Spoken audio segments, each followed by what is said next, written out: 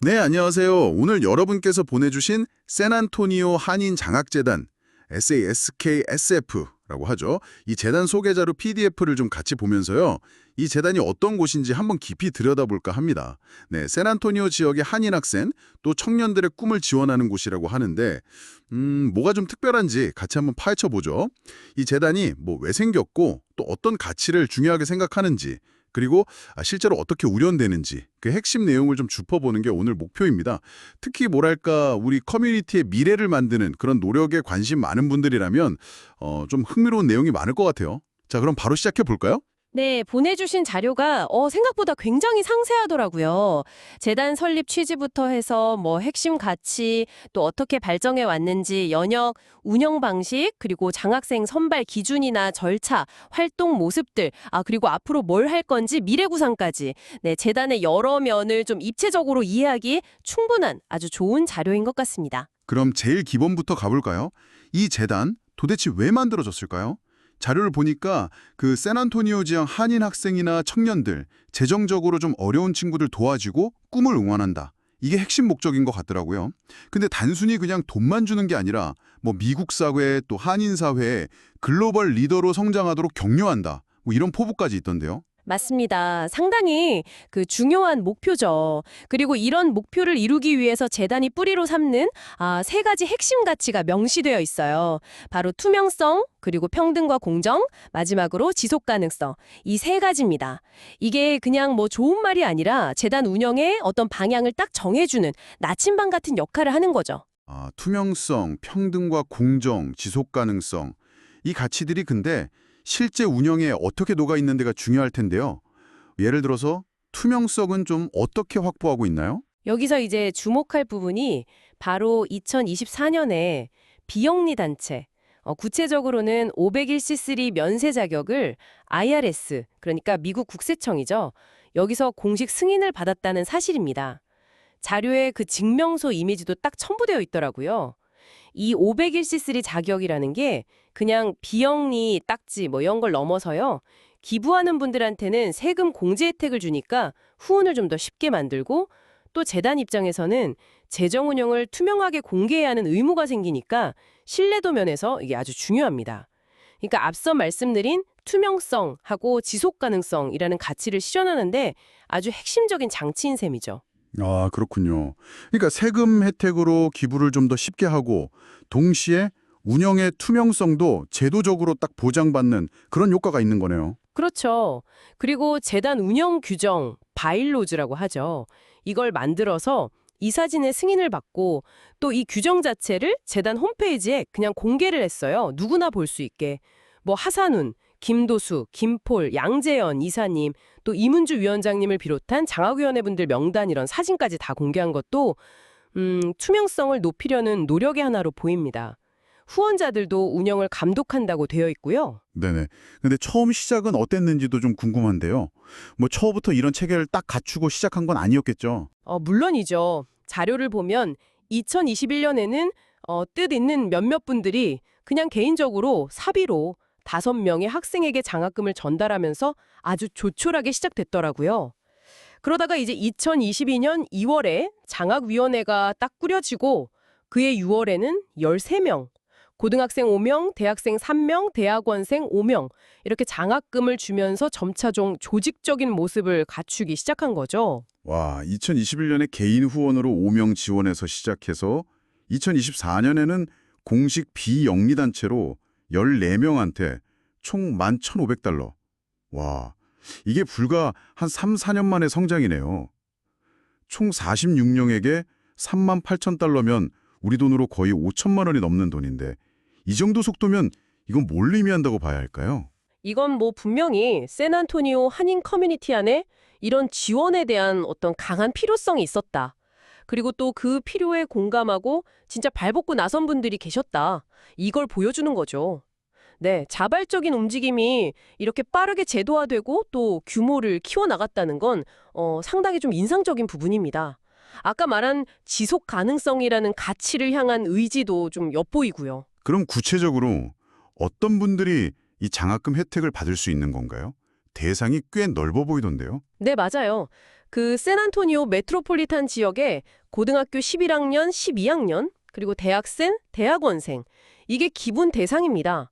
그런데 좀 흥미로운 점은 나이 제한이 없어요. 그리고 지역 내에 있는 인증된 직업학교나 어떤 직업훈련 프로그램에 등록한 성인, 그러니까 학생이 아닌 분들도 지원이 가능하다는 거예요. 비학생 장학금, Non-Student Scholarships,라는 항목이 아예 따로 있더라고요. 넓혔다, 이런 이유는 나와 있지 않습니다. 하지만 이렇게 지원 대상을 넓힌 것 자체가 아까 말씀드린 평등과 공정이라는 가치를 실천하려는 의지다. 이렇게 해석해 볼 수 있겠죠. 배움이나 성장의 기회가 뭐 특정 나이나 뭐 어떤 학업 형태에만 국한되는 건 아니다. 이런 인식을 보여주는 걸 수도 있고요. 아니면 뭐 샌안토니오 지역사회의 어떤 특정 직업 훈련 수요를 반영했을 수도 있고요. 가능성은 여러 가지겠죠. 그렇군요. 지원하려면 뭘 준비해야 되죠? 그 에세이 주제가 나의 꿈과 비전이던데 이것도 매년 같은 건가요? 서류는 일단 성적 증명서, 학생이면요. 아니면 등록 증명서, 비학생이면. 그리고 말씀하신 에세이, 마지막으로 추천인 이명의 연락처. 이렇게 필요합니다. 에세이 주제는 나의 꿈과 비전인데 한국어나 영어 둘 다 가능하고 주제는 바뀔 수도 있다고는 되어 있어요. 그리고 추천인은 뭐 지원자가 진짜 그 학교나 프로그램에 등록되어 있는지 확인하는 역할 정도를 한다. 뭐 이런 부연 설명이 있네요. 선발 과정은 좀 어떻게 하나요?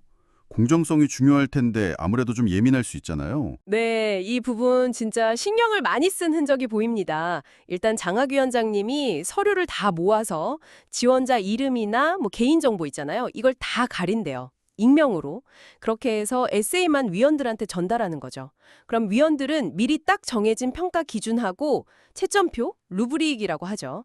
그것에 따라서만 익명 에세이를 평가하고요. 최종 결정은 이 에세이 점수랑 그해 예산 상황을 고려해서 위원회 전체가 함께 내린다고 합니다. 상당히 객관성을 높이려고 노력한 거죠. 익명 에세이 심사라 네, 공정성을 확보하려고 확실히 좀 체계적으로 접근하는 것 같네요. 재단 활동은 주로 홈페이지 통해서 알리는 것 같고요. 자료에도 홈페이지 스크린샷이 여러 개 있더라고요. 뭐 기부 섹션이나 커뮤니티 섹션 이런 거요. 네, 맞아요. 홈페이지 www.sakascholarship.org가 어떻게 보면 소통의 중심 창구 역할을 하는 것 같습니다. 장학금 신청 접수부터 기부 안내 또 활동 소식 공유까지 다 여기서 이루어지는 거죠. 자료에 포함된 그 2022년, 2023년 장학금 수여식 사진들 보면 장학생들이랑 재단 관계자분들이 같이 막 웃고 계시잖아요. 이런 교류 자체가 커뮤니티의 어떤 연대감 같은 걸 보여주는 장면이기도 하고요. 기금은 어떻게 마련하고 있나요? 아까 그 젤레 QR코드도 있고 HEB 로고도 언급된다고 하셨는데 네, 보조금, 그랜트라고 하죠. 이걸 확보하려는 노력도 같이 하고 있다고 합니다. 특히 그 HEB 로고가 언급된 점이 좀 흥미로운데요. HEB가 텍사스 지역사회에 정말 깊이 뿌리내린 대표적인 대형마트 체인이거든요. 이런 지역 기업의 후원을 이끌어내려는 시도는 재단의 활동 기반을 그냥 개인 후원에만 머무는 게 아니라 지역사회 전체로 넓히려는 그런 전략으로 보입니다. 역시 지속 가능성 확보를 위한 중요한 발걸음인 거죠. 2024년 일정을 보니까 6월 말에 접수 시작해서 10월 중순에 수여식까지 꽤 체계적으로 진행됐네요. 자, 그럼 마지막으로 이 재단의 미래 어떤 모습일까요? 그냥 장학금 지원 말고 다른 계획도 있는 것 같던데요. 네, 이게 또 중요한 포인트입니다. 앞으로 장학 사업은 당연히 계속하고요. 여기에다가 멘토링 프로그램을 더할 계획이라고 합니다. 구체적으로는 뭐 젊은 전문직 종사자 포럼, 영 프로페셔널 포럼 같은 거나 직업 컨설팅, 잡 컨설팅 이런 걸 제공하고 또 예전에 장학금 받았던 선배들이랑 현재 학생들을 이렇게 연결해주는 네트워크를 구축하겠다 이런 거죠. 그러니까 단순히 재정 지원에서 딱 끝나는 게 아니라 실질적인 성장이나 네트워킹까지 도와주겠다 이런 거군요. 이건 뭐 상당히 의미 있는 확장 같은데요. 그렇습니다. 뭐랄까 장학금이 씨앗을 뿌리는 역할이라면 멘토링이나 네트워킹은 그 씨앗이 잘 자랄 수 있게 뭐 토양을 다지고 햇볕을 쬐어주는 그런 역할인 거죠. 네, 재정적 지원을 넘어서서 한인 청년들의 어떤 커리어 개발 그리고 커뮤니티 형성에 좀 장기적으로 기여하겠다 이런 비전을 보여주는 대목이라고 생각합니다. 네, 오늘 저희는 여러분께서 공유해 주신 자료를 통해서 샌안토니오 한인 장학재단을 정말 깊이 있게 한번 살펴봤습니다. 2021년에 정말 몇몇 개인의 자발적인 후원으로 시작해서 투명성, 평등, 지속 가능성이라는 그런 명확한 가치를 기반으로 해서요. 체계적인 비영리 재단으로 성장했고 이제는 장학금을 넘어서 멘토링까지 아우르는 그런 미래를 그리고 있다는 점이 아주 인상적이었습니다. 네, 저도 그 설립 목적의 순수함도 그렇지만 운영의 투명성을 확보하려는 그런 구체적인 노력들, 뭐 예를 들면 501C3 자격을 딴 거라든지 규정을 공개한 거 그리고 선발 과정에서 공정성을 기하려고 만든 장치들 이런 게 참 돋보였어요. 또 지원 대상을 넓히고 미래에는 멘토링까지 계획하는 모습에서 이 커뮤니티의 다음 세대에 대한 어떤 깊은 고문과 애정 이런 게 느껴졌습니다. 맞아요. 이렇게 한 커뮤니티가 다음 세대를 위해서 자원을 모으고 또 단순히 그냥 돈을 주는 걸 넘어서 성장의 기회, 또 연결망까지 제공하려는 이런 노력들이 장기적으로 봤을 때 어떤 나비 효과를 만들어낼 수 있을까 이런 생각도 좀 해보게 되네요. 오늘 저희가 나눈 이야기들이 이 재단에 대한 여러분의 이해를 좀 돕고 어쩌면 여러분 주변의 커뮤니티 활동에도 뭔가 작은 영감을 드릴 수 있었기를 바랍니다.